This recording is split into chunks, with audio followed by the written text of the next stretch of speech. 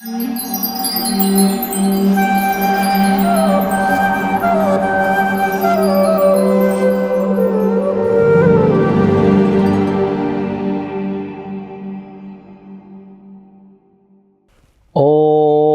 नमो भगवते वासुदेवाय। हरे कृष्णा। तो आज हम भगवत गीता के दूसरे अध्याय के 31वें श्लोक पर चर्चा करने जा रहे हैं। स्वधर्मम् अपि च वेक्ष्य नाविकम्पितुम् अर्हसि धर्म्याद् हि युद्धात् श्रेयो अन्यत् क्षत्रियस्य न विद्यते। इसमें भगवान बता रहे हैं, क्षत्रिय होने के नाते अपने विशिष्ट धर्म का विचार करते हुए तुम्हें जानना चाहिए कि धर्म के लिए युद्ध करने से बढ़कर तुम्हारे लिए अन्य कोई कार्य नहीं है, अतः तुम्हें संकोच करने की कोई आवश्यकता नहीं है। तो इस श्लोक के अंदर जब अर्जुन युद्ध करने से मना कर रहे थे तो भगवान कृष्ण अर्जुन को उसके स्वधर्म के बारे में समझा रहे हैं। तो ये बहुत ही उत्तम श्लोक है जो कि भगवान ने अर्जुन को समझाते हुए कहा कि तुम्हें अपना स्वधर्म जानना चाहिए। क्षत्रिय शब्द से अगर हम समझें तो क्षत्रिय क्या होता है? देखिए, क्षत मतलब कि चोट लगना, आघात होना, और क्षत्रिय वो होता है जो चोट लगने से, आघात होने से अपनी और अपने देशवासियों की, अपने राज्य के लोगों की रक्षा करे, उसे क्षत्रिय कहते हैं। भगवान ने भगवत गीता के अंदर 4 वर्ण और 4 आश्रमों की चर्चा की है। भगवान कहते हैं, चतुर्वर्णम मया सृष्टम गुणा कर्म विभागशः। मैंने अपनी प्रकृति को 4 वर्ण और 4 आश्रमों में बांटा है। 4 वर्ण कैसे हैं? ब्राह्मण, क्षत्रिय, वैश्य, शूद्र। और 4 आश्रम ब्रह्मचारी, गृहस्थ, वानप्रस्थ, सन्यास। तो इस प्रकार से मैंने 4 वर्ण और 4 आश्रमों में उसको बांटा है। हम देख सकते हैं कि जो आजकल जैसा कल्चर है, लोग बोलते हैं कि भाई जिसमें जो इंटरेस्ट है उसे वही कार्य करना चाहिए। जैसे कोई इंजीनियर बनना चाहता है तो उसको इंजीनियरिंग उसकी इंटरेस्ट होता है। किसी की हॉबी होती है फिल्म मेकिंग, किसी की हॉबी होती है क्रिकेट। तो जैसी हॉबी हो, जैसा इंटरेस्ट हो, वैसा ही करियर चुनना चाहिए।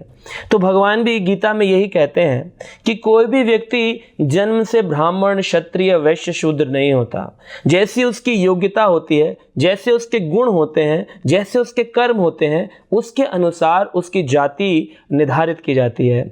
इसलिए भगवान ने कहा, चतुर्वर्णम मया सृष्टम गुण कर्म विभागशः, गुण और कर्मों के आधार पर। तो यहाँ पर जो अर्जुन है, क्योंकि उनकी श्रेष्ठता थी धनुष चलाने में, बाण चलाने में, इस कारण से उनको क्या बोला गया? अर्जुन को बोला गया क्षत्रिय। और वो इस समय अपनी सेना की रक्षा करने के लिए भी तत्पर थे। लेकिन यहाँ पर वो संकोच कर रहे हैं कि अगर मैं अपने स्वधर्म का पालन करूं तो मेरे स्वजन मारे जाते हैं, और अगर मैं अपने स्वजनों को बचाने की, रक्षा करने के लिए कार्य करूं तो मेरा स्वधर्म चला जाएगा। तो आप यहाँ देखिए, बड़ी दुविधा में अर्जुन इस समय फंसे हुए हैं, स्वधर्म का पालन करूं या स्वजनों की रक्षा करूं। लेकिन क्षत्रिय होने के नाते भगवान कहते हैं कि तुम्हें अपने स्वधर्म का पालन करना चाहिए।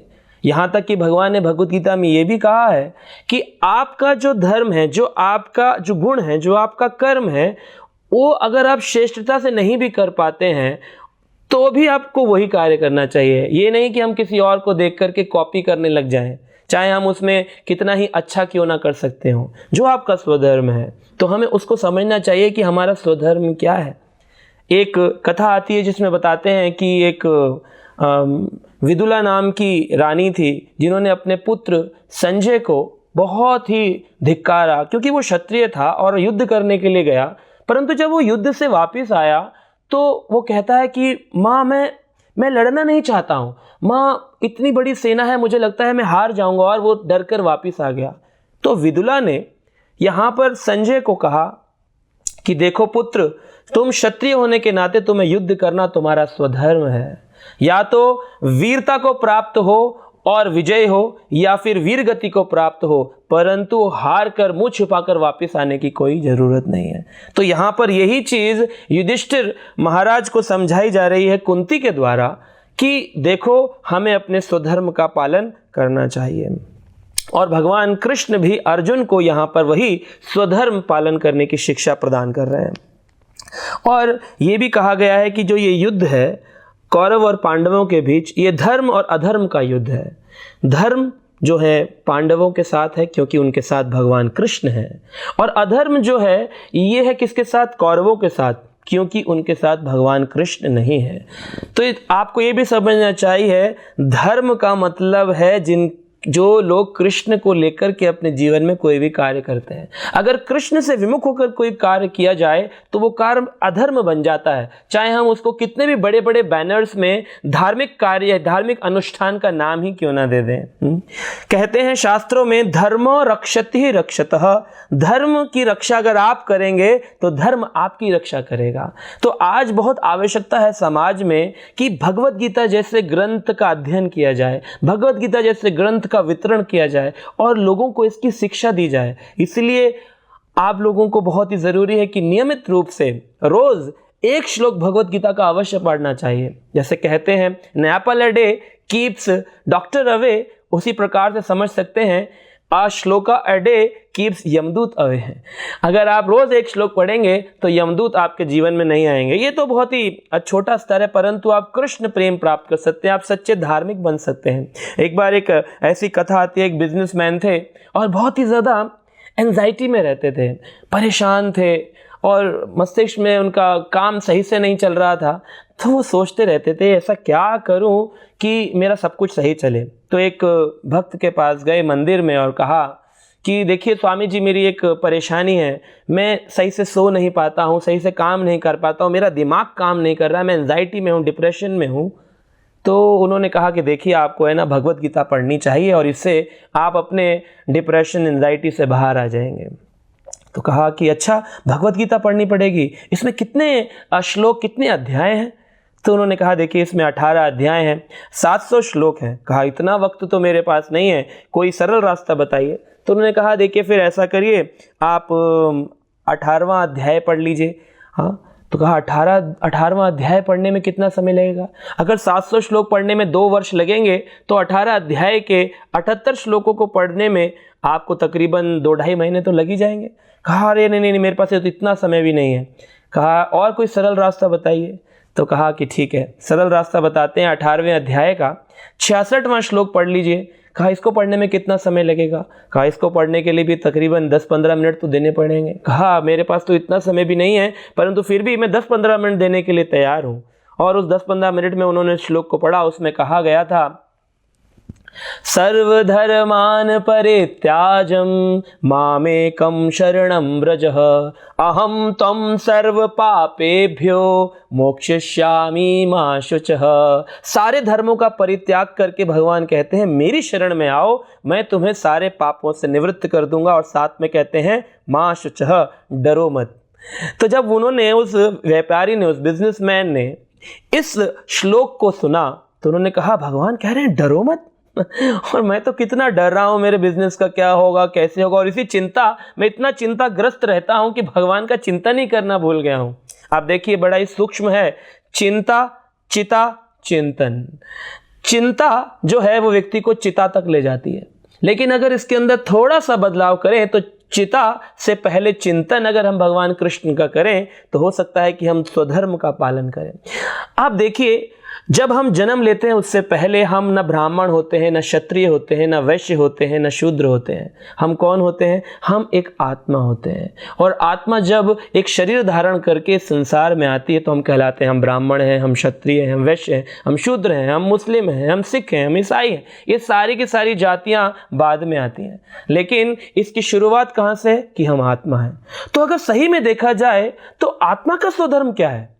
आत्मा का स्वधर्म है कि जीवेरे स्वरूप होए नितेर कृष्ण दास। कृष्ण के दास भगवान ने हमको बनाया अपनी सेवा करने के लिए। जैसे हम अपने घर में नौकर रखते हैं, नौकरानी रखते हैं, किसके लिए रखते हैं? अपने घर में रखते हैं ताकि हम अपनी सेवा करवा सकें, ना कि हम ये कहें कि हम उनकी सेवा करेंगे। उसी तरह से आप देखें, हम चाहते हैं भगवान हमारी सेवा करें, लेकिन हमें ये समझना चाहिए कि एक आत्मा का स्वरूप है भगवान की नित्य सेवा करना। ये स्वधर्म का आप पालन करेंगे तभी सही मायने में आप स्वधर्मी कहलाएंगे। और देखिए, इस श्लोक में भगवान ने अर्जुन को कहा कि तुम्हें संकोच करने की कोई आवश्यकता नहीं है, साथ में संकोच करने की आवश्यकता नहीं। तो कई बार लोग कहते हैं कि अरे मैं अगर भगवान की भक्ति में लग जाऊंगा तो फिर मेरे घर का गुजारा कैसे चलेगा।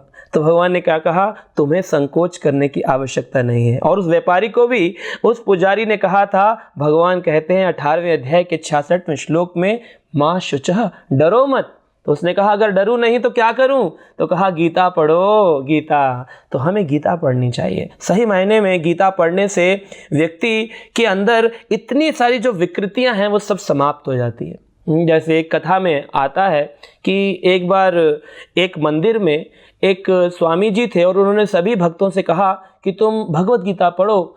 ये स्वधर्म है हर आत्मा का कि वो भगवान की, परमात्मा की सेवा करे। और भगवान की उत्तम सेवा है भगवान के नाम का जप करना और भगवान के द्वारा दिए गए आदेश भगवत गीता को रोज नियमित रूप से पढ़ना।